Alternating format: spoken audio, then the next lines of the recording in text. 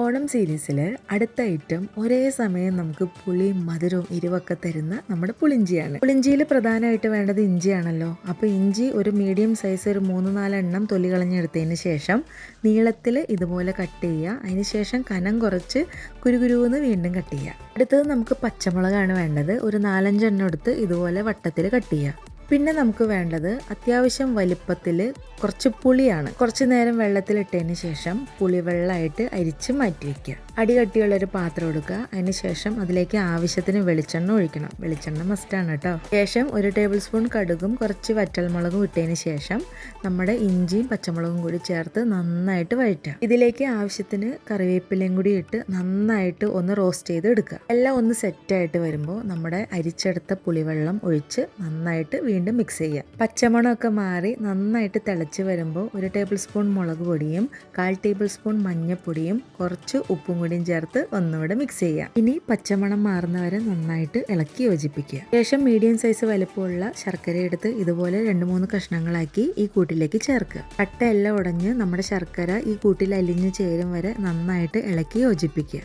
പിന്നെ മീഡിയം ഫ്ലെയിമിലിട്ടിട്ടാണ് കേട്ടോ ഇളക്ക് പരിപാടികളൊക്കെ ചെയ്യേണ്ടത്. മാത്രമല്ല കളറും കൺസിസ്റ്റൻസിയും ഒക്കെ ചേഞ്ചായി വരുന്നത് നമ്മുടെ വീഡിയോയിൽ കാണാൻ പറ്റും. ഏകദേശം എല്ലാം സെറ്റായി വരുന്ന സമയത്ത് ഒരു നുള്ളു ഉലുവ വറുത്ത് പൊടിച്ചതും കൂടി ഇതിലേക്ക് ആഡ് ചെയ്യണം. പുളിഞ്ചി ഒരുപാട് വെള്ളം പോലെയല്ല ഇരിക്കുന്നത്, അത്യാവശ്യം കട്ടിയുള്ളൊരു കൺസിസ്റ്റൻസിയാണ്. ഈ ഒരു പരുവാകുമ്പോൾ ഗ്യാസ് ഓഫ് ചെയ്യുക. ഇരുന്ന് തണുക്കുമ്പോൾ കുറച്ചുകൂടെ കട്ടിയായിക്കോളും. ഓണത്തിനപ്പോൾ എല്ലാവരും ഇത് ട്രൈ ചെയ്ത് നോക്കണം കേട്ടോ.